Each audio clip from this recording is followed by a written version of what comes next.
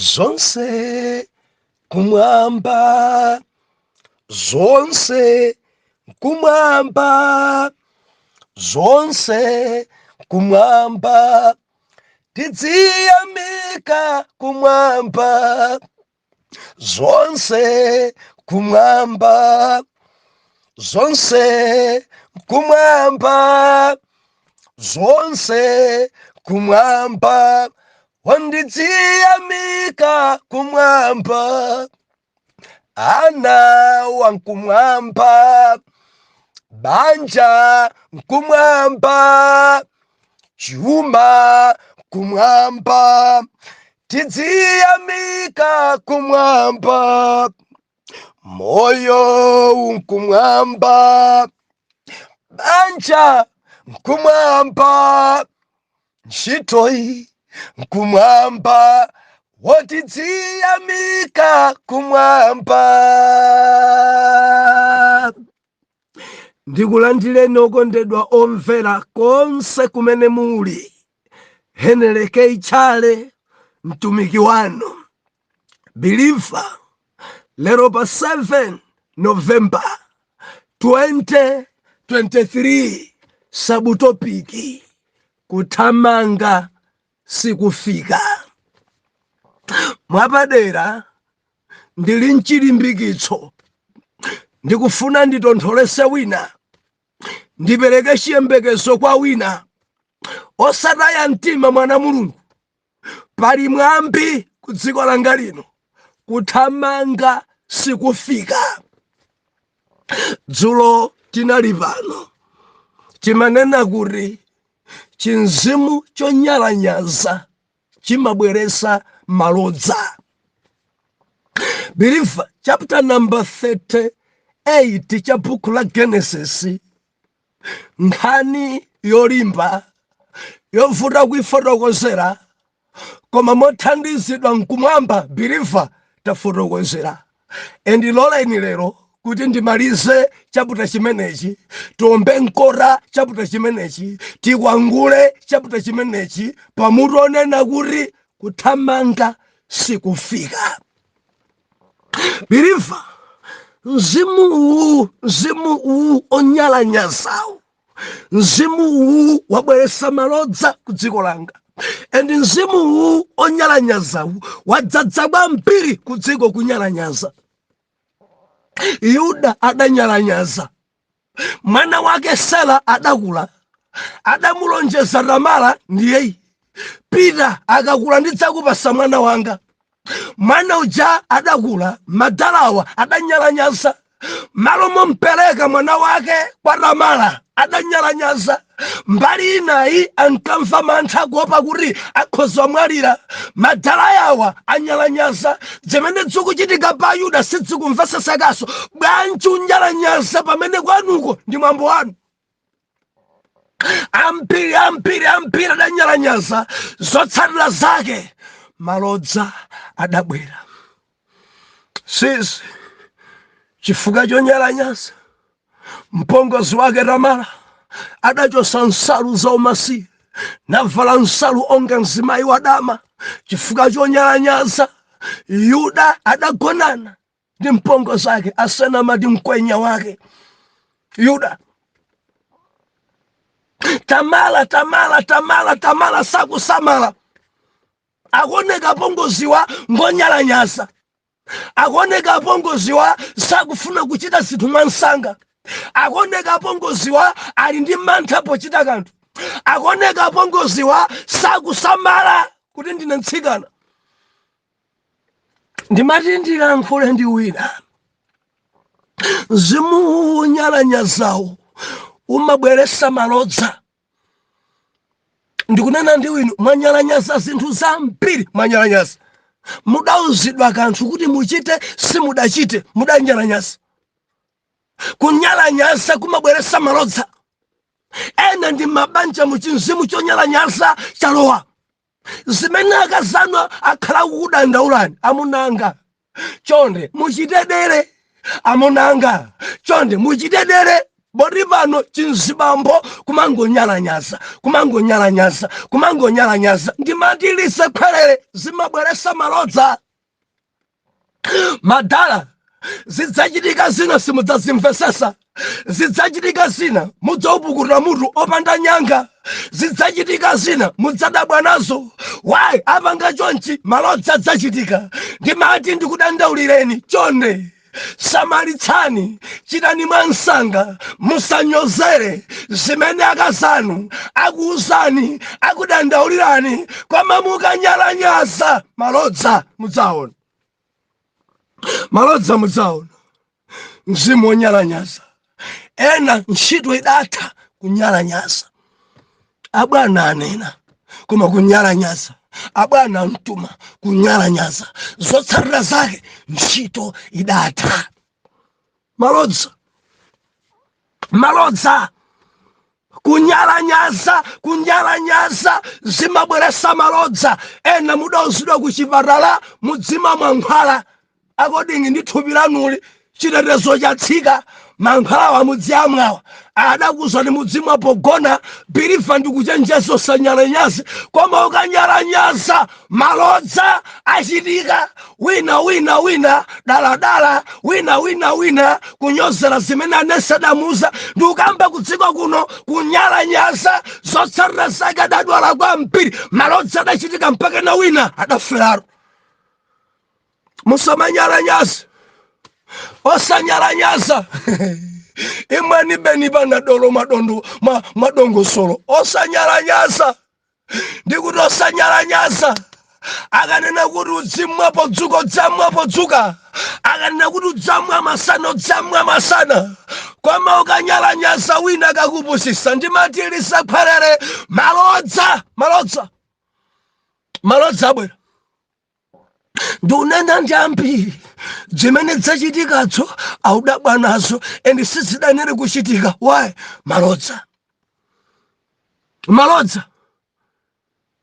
mpongozi kupereka mimba kwa mpwenyala wake kwa mpongozi wake madala upereka mimba kwa mkazi wa mwana wao ni mkazi wa mwana wake mkazi wa Eli ndi mkazi uyu adanena kugonana ndi ameneyi ndi Sela ndi mkazi uyu onani nguchadaphedocha chuchitika pachi madala onyalanyaza lero malodza achitika adamva zodita malali ndi mimba malemba onena kuti madala yawo afulumira gamula chifukwa chani mpongozi ngati ni mimba ndi hule mwasangasanga kwambiri mgwireni mtuluseni mumtenthe pamoto naye ramala kuti okhecha bwino musananditenthe ndili ndi ndodo ndili ndi chingwe ine ndili ndi mphete mukapasa pongozanga ayudawo kuti mwini wake ndodo iyi mwini wake mphete iyi ndi amene adandigona amene yoyo ndi amene adandipasaine mimba adandilonjeza mbuzi yosidabwere adandipasa mimbayi ndi mwini chingwechi adandipasa mimbayo ndi mwini mpheteyi adandipasaine mimba ndi mwini ndodoyi ngati bali kuchimwa tachimwa awiri ndisafe ndekha ndisaikidwe pamoto ndekha ndifuna kuti mamuna mwini izi tonse atituluse tonse atitenthe moto tonse tisiye dziko tonse tachimwa malemba onena kuti bwana Yuda ataiona ndodo yake adakumbukira tsiku limene adachita iye chigololo ndi mpongozi Bible nena kuti atiola kwa ndine malodza mzimu onyalanyaza Yuda gonana ni mpongo zake malodza mzimu onyalanyaza bambo gonana ndi mwana wa mkazi wake malodza mzimu onyalanyaza anthu akuti tipitilizebe sentence imene mwatulusa kuti tikantenthe pamoto ali mimba kakodi ngini ndodo madala cha tondofiro malodza nyalanyaza sera kulakale kale koma simukupereka ye nyalanyaza nyalanyaza zimene mudalonjeza zija mpaka na pano mukuchitabe kunyalanyaza malodza abwera malodza ndikukamba zoti malodza chichitika china chake choti mudabwa nacho kwambiri malodza mudalonjeza zinthu kuchali chisimu kuchita malodza achitika dzimaitanisa chinzimu chonyalanyaza chimampangisa munthu kuti azichita zinthu mwaleti nyalanyaza mudawuzidwa bwanji inu ndi atsogole mudawuzidwa musale kudya simukusala kudya kunyalanyaza koma kudya kwambiri daire mimba ngungungungungu mpaka nodzimbidwa simukusala kudya ye kwa mufuna mbuya kuyendereni mudalangizidwa mudzipemphera mama amasana madzulo nthawi zosendezesa chifupi ni mulungu koma mudanyalanyaza chinzimu ichichi chimabweresa malodza lero mukuti mulungu sakuyankha koma ndiwonyalanyaza mudawuzidwa kuti ayi mamuna wamwini mulekeni koma kunyalanyaza mumayenda naibe mpaka napano mudalangizidwa chonde opemphera samachita phada koma pano mukuchitabe phada chinzimu chonyalanyaza mudalangizidwa mamuna ingwa mwini mkazi ingwa mwini mudakakamirabe lero sisi mudwala naye mamuna wamwini period yosaima chinzimu chonyalanyaza malodza kuchitikirani mukumana malodza zina zimufurika nazo asibambo angati mphamvu zachibadwa zatha mpaka na pano muli tondofiro sunkhalanso ngati mamuna mudalangizidwa talekani izibambo ake mwana lero mumapitirizabe kunyalanyaza lero sisi mwadwala chinzimu chonyalanyaza chimabweresa malodza ndikunena ndi ambiri pano ndifomereza abusa ndidanyalanyaza pompaja pasimudachite mulungu adakupasani chuma mwana wanga ndalama ishi iyi kugwiritsa ntchito iyi untumikire nayo mulungu ichi nchakhumi changa chikoma udanyalanyaza kulandira zonse kutsogoza mapulogalamu ako popesa ndikumanga ndi izi zilowe ku simenti izi zikuona ndalama yonse nchakhumi chomwe kupanga budget pali nyumba sikutabe mudanyalanyaza malodza zotsatira zake amene agwirani ntchito akudyeraniso ndalama zonse mukundandaulaso munthu amene akundithandiza ku Malawiku akoneka ni munthu wadyera ni munthu amene sakusamala ya oyamba osasamala ndinuyo mwanyalanyaza liwu la yawe mwanyalanyaza mwadya ndi mtengo wapakati omwe mwanyalanyaza mwadya ndi ndulu yomwe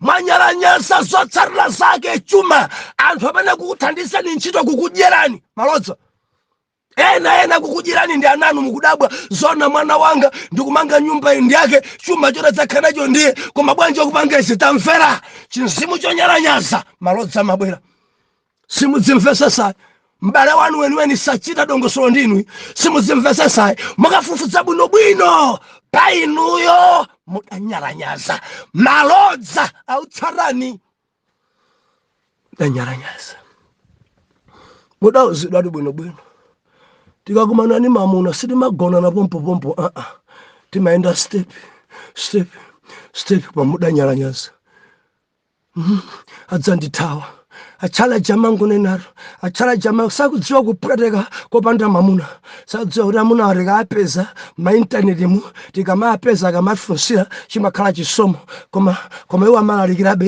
iya udzimanga siketi iya adzandithawa tabwerani mwantengera pabedi pompa jadapita paja mpaka na pano sadabwere ndikunena ndiwina pano mimba ili pwi mwimbira foni adathimisa bwanja kuti yendera yako ukapeza mamuna kwatidwa mimba ili nka ya mezi 6 akukwatire ndani ni mimba imene wae malodza achitika kunyalanyaza ena zibwenzi zatha kunyalanyaza mabizinesi anongeka kunyalanyaza zinthu zafika pawesi kunyalanyaza mimba idaberekedwa opereka mimba ndikugamula kuti ali ni mimbayo afe naye amene lili mimba adanena kuti mimba iyi andipasani mwini ndodo.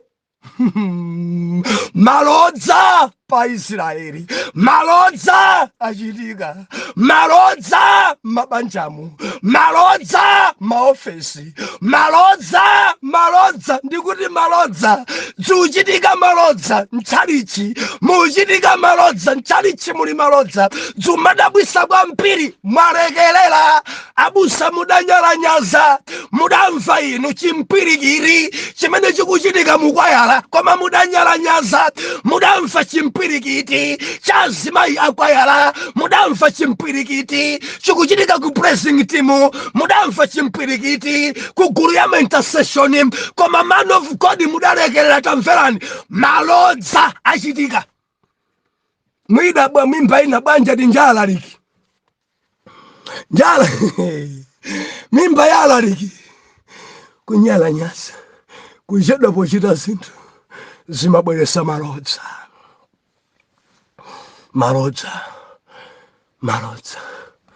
Nyala nyaza opita kuntchito kunyala nyaza, andipitabe anzako kupanika phunzitsa choka mama mpaka na madzulo, iwe uli mudzi mango nyala nyaza.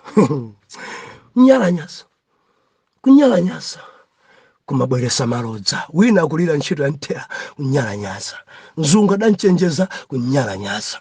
Nyala nyaza kuyenda opanda passport dziko la eni pano zilibwa kunyala nyaza. Malodza biliva loleni timalizise chaputa chimenechi, tikwangule tiombe nkora, tiyambe werenga chaputa namba 38 verse number 27.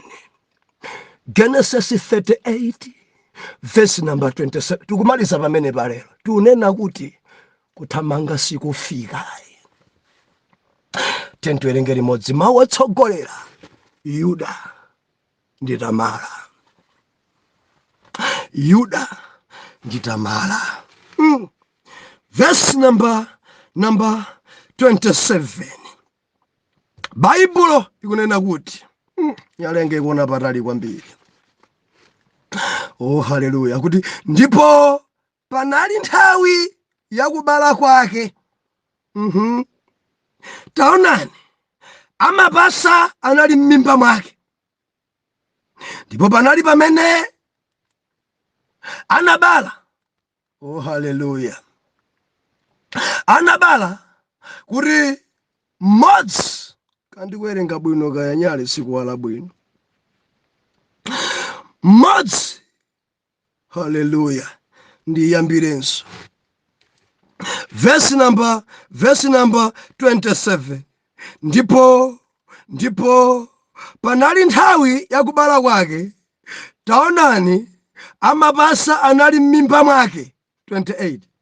Ndipo panali pamene anabala kuti mmodzi anatulusa dzanja mayo, ndipo namwino anatenga chingwe chofira namanga pa dzanja lache kuti uyu anayamba kubadwa. Verse 29. Ndipo panali pamene iye anabweza dzanja lake kuti taonani m'bale wace anabadwa, ndipo namwino anati, wadziposera wekha bwanji? Chifukwa chake dzina lake linatchedwa Perezi. Ndipo pambuyo pake anabadwa m'bale wace amene adali ndi chingwe chofira pa mkono pake, dzina lake linatchedwa Zera. Haleluya, haleluya. Biliva kuthamanga sikufika. Tikukwangula chaputachi pa sabuto piki imeneyi. Mimba mwa Tamara, mimba imene anaipereka ndi apongozi, munali ana awiri, amapasa awiri ali mimba. Baibulo inena kuti nthawi ya leba idakwana, miyezi 9 idatha. Patatha miyezi 9 Tamara ali kuchipatala. Tamara afuna bala. mudziwa takhatuka mbiyana pano kunena kuti nthawi yobala ndi nthawi yowawa. Asimayi mundivomereza ndi nthawi yowawa. Kudziko kuno ena amanena kuti ndi mayi wapakati, meaning ali pakati pa moyo ndi imfa, chifukwa akhoza kumwalira pobereka komanso akhoza khala moyo atabala bwino endi kubereka nkopweteka. Ananu mmati nena alemekezeni amayi, alemekezeni makolo, kukusenza miyezi 9 m'mimba kubala nkowawa. Lero tikunena kuti kuthamanga sikufika. Tamala ali mchipatala, Tamala ali pamaso pa namwino, Tamala nyengo yakwana, Tamala ali mulumu, Tamala afuna uchira. Mimba muli ana awiri operekedwa ndi apongozi ake. Mimba ana awiri, nthawi ija itakwana kuti achire, nthawi itakwana kuti abale. Malemba onena kuti wina mwana wina mkati mwa mimba adatulusa dzanja, mkono ache panja kalekale. Ziuchitika apa dzinso phirifa nzododomesa. Mwana awiri, mwana mmodzi, malo motuluka ndi mutu mene mzimayi amachirira. Mzimayi amachira bwino nyengo zikakhala dere, koma apapa amene zikuoneka zifuna zisolobane, zifuna zivute. Sindikudziwa operation sitheka apa. Malemba anena kuti mwana wina m'mimbamo adatulusa mkono panja. Anamwino anesi pompo adagwira mkono wa mwana uja ndikumanga chingwe chofira. Kumanga chingwe chofira banja lwa mkulu ngamene. amene ndiyo yamba badwa amene aramanga chingwe chofira Bible nakuti adobweza sonkono m'mimba. Bilifo zona ziuchitika pasi. Anamwino onse adanjenjemera. Zakhala banja mkono wape imesa udarusa mkono ja akadangotulusa mutu wake nkutuluka. Mwana alowesaso mkono ndi chingwe chofira chomwe kansaluka ledi. Mwana alowanako mkari. Ndikuganiza kuti mwanayi apasidwa ledi khadi. Mkono udatuluka kale. Anamwino amanga chingwe chofira. Muli bwanji anamwino nonse ena amene mumaberekesa mukuimva nkhani. Mwana apo badwa mkono arulusa. Anamwino adanjara chingwe chofira. Chisindikiro chori ndi first born. Adamanga chingwe chofira akuti mkono wake adawubwezeraso m'mimba. Nsanza adalowa nayonso mchiberekero. Nsalu alowa nayo mchiberekero. Kadzidapereka vuto kwa Ramala Bible lichere. Koma chingwecho chidalowa mkati mwa mimba. Kachida mkandakanda Ramala sizikudziwika. Koma chingwecho chidalowaso m'mimba. Ndi adamulimbikisa anesi tisakupanga operation. Nthawi yobala yakwana limba mtima. Anesi ntchito mumadziwa. Anesi mmadziwa kulimbikisa. Limbikira Tamala, limba mtima, pusha. Nthawi yakwana chilichonse chili bwino. Nanga si mimba yoyamba. Ni mimba yoyamba isanabale kale mtsikanayi. Ampasa ndi apongozi ake malodza. Anesi amulimbikisa. Ana ndi awiri limba. Chonde usaphe mwana. Ana ndi awiri limba. Chonde. Pusha. Tamala momphamvu. Tamala adapusha. Tamala aulimbisidwa ndi anesi. Tamala Bible nakuti adabadwa mwana tuluka m'mimba bwino. Koma rafika panja anesi adadabwa. Mwana amene yamba kubadwa yalibe chingwe. Ife tamanga chingwe chofira. Mwana amene tinkaganiza kuti ngoyamba ndi amene ali mchingwe chofira. Koma taona amene abadwayi alibe chingwe chofira. Malemba akunena kuti adabadwa opanda chingwe chofira adampasa dzina Peresi chifukwa chakuti wadziposera mphake. mwanayi apa ngofareki mwanayi apa mpano tsogola kale birifa tunena kuti tamanga sikufika usadaye mtima tamanga sikufika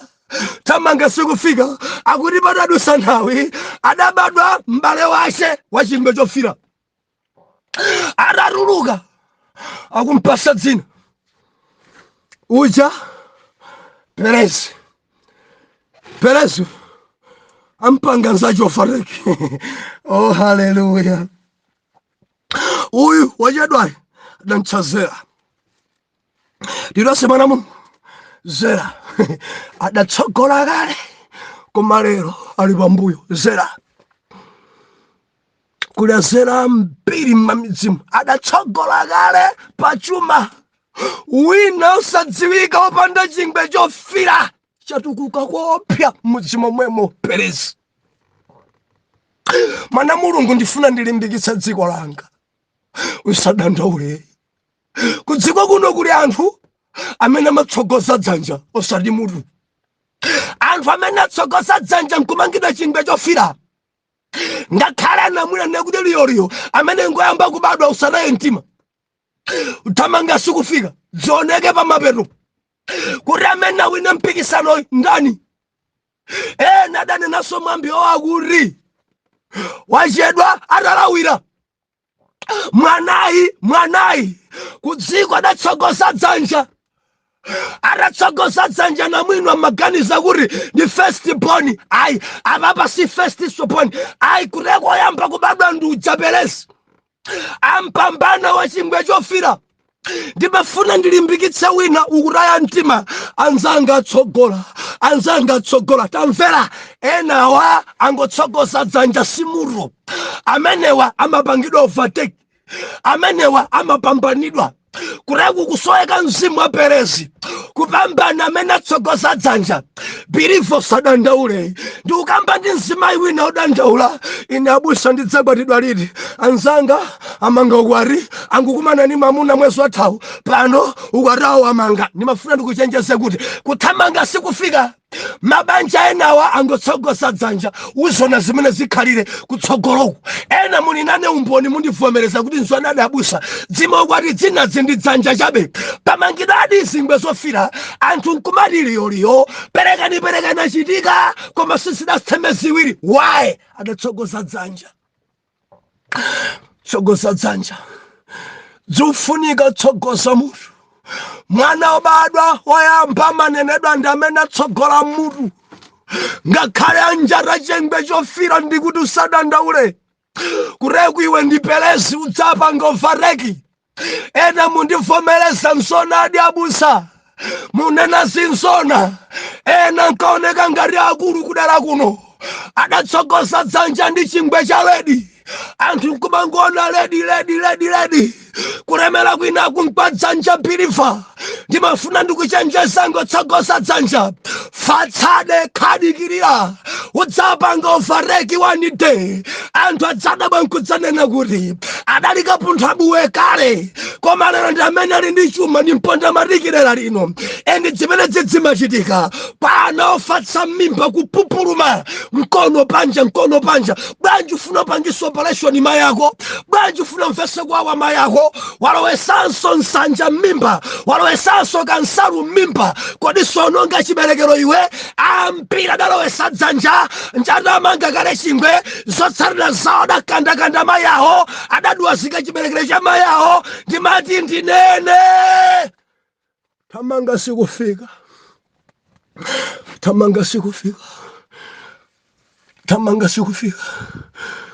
Inati abusa anzanga amene ndaphunzira nawo ntchito alembedwa kalekale koma ine mpompa mpaka napano ndikulimbikitse usataye mtima. Kuthamanga sikufika. Ntchito yako njopambana kopsa za original zimachedwerako pang'ono. Usataye mtima. Muofesi udzalowa. Wina ati abusa sindikubala. Ena ngokwati anapompano mimba zili tolotolo. Ine bwa usataye mtima. Kuthamanga sikufika. Enawa mimba zinazi ndi za chingwe chofira adatsogoza dzanja. Iwe nsobala usataya mtima. Kuthamanga sikufika. Abusa nzanga amene ndakhoza naye limodzi form 4 nzanga pano antenga akupita university mapoints ofanana ine sadandirenge ndikulimbikitse. Kuthamanga sikufika. Nsiye atsogola ena amatsogola ku sukulu amadzachedwa kulembedwa ntchito. Alipo wina kumaliza chaka chomaliza makampani kumampeza ku college konko ku university konko uyu tantenga wina kumarengedwa ali chaka chachitatu wachaka chomaliza ali pompo ntchito sadayipese ndikulimbikitse. Kuthamanga sikufika. Ndikunena ndi wina kundivomereza abusa nzanga amene ali patsogolo panga. Ine ndili first year, iwo ali first ali chaka cha number 4 adamaliza ine ndikulowa sedi. Pano ndi malovabe ntchito ipalibe. Zina zingo ledzera, zina zango baizika, zina zango penga, zina maso ali pyu champa. Koma uyu Pelezi wayamba mochedwa skulu Pelezi wakhoza mochedwa ku skulu Pelezi ena adamangidwa chengwe chofira. Awa ndi oyambawa, awa ndi abigi awa, koma ano adabweranso mimba ndi chingwe chofiracho. Koma Pelezi adapambana chingwe chofira. Mu dzina la Yesu ndikupemphera kuti pamoyo wako wapambane onse chingwe chofira. Watsogoza dzanja. Ndi ofesi imene dzanja iweyo ulowa ndi mutu. Abusa nzanga kunja adapita kalekale ndinene pano ena adapitako kunjako koma dangopita ndi dzanja mutu wawo uli ku Malawi dzanja lawo ili kunja mpaka napano kukulukutika kopya kunjako. Ena so transport bwera nayo kuno. Transport abwera ikuvuta kuti adye mimba chikhuti ikuvutanso ntchito ikuvuta dairanso mango mmenyedwa zosayenda kuti apeze 100 rand ntchito. Dola ikuvutanso, land ikuvutanso, pound ikuvutanso. Kudziko kuno kuli anthu adatsogoza mkono, adatsogoza dzanja. Ndikulimbikitsa sososike nawo mtima. Dzioneka kumapeto kwa mpikisano. Kodi Pelezi ndani? Pelezi ndani? Ena wandiazela amachuka inde koma kwa waula zela pama minutes. Big kwa mezi hivi. Mwezi namba 9 zina big chazi anjera. Ukamatuluka ndi muruma kala big mpaka na manda. Ukamatuluka ndi muruma kala umakala wadzodza mpaka na manda. Wina kudabwa mtumiki nzanga nguyamba pantunda pakuma kuli moto kuli fire mavumburuso amene akuona konko pang'ono kani ayi profesai ndipo anthu onse andalama anjoina ine kwanga kuna ndichokera ndimafuna ndinene watsogoza dzanja osamadandaule nawo. Kuthamanga sikufika kurekwa kabwezaso dzanja lawo mpamene iwo udzatuluke mopya kwambiri dziko lidzakudziwa and udzabukisidwa dzina lako ndi mari mkakamire yawe.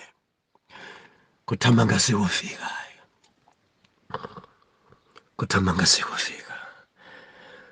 Nthawi yapano imafulumira ndipepese kuti maminitsi ajachuka ndimafuna ndiombe nkota pamenepa. Usataye mtima. Mabanja enawo adatsogoza dzanja simutu kuti kudzitha zimenezi. Ntchito zinazo ndi dzanja chabe kuti kudzitha usadandaule ngakhala mangidwa chingwe chofira ena pano akamba kale kuyitanidwa. Mayiphiri mayagama mayajere iwe pompa jabe akuchwa dzina lako Joyce mpaka na pano bechifodi sudapeza chibwenzi tamvera. Kuthamanga sikufika. Enawa ndi dzanja chabe iweyo udzachoka ni moto. Pelezi upange overtake ndipemphere arare ndikupemphera overtake ya mwana wanuyu. Pelezi ampambane onse amadzanja omangidwa chingwe chofira m'dzina la Yesu Kristu. Oyera mtima tiyankhe kuti amen and amen.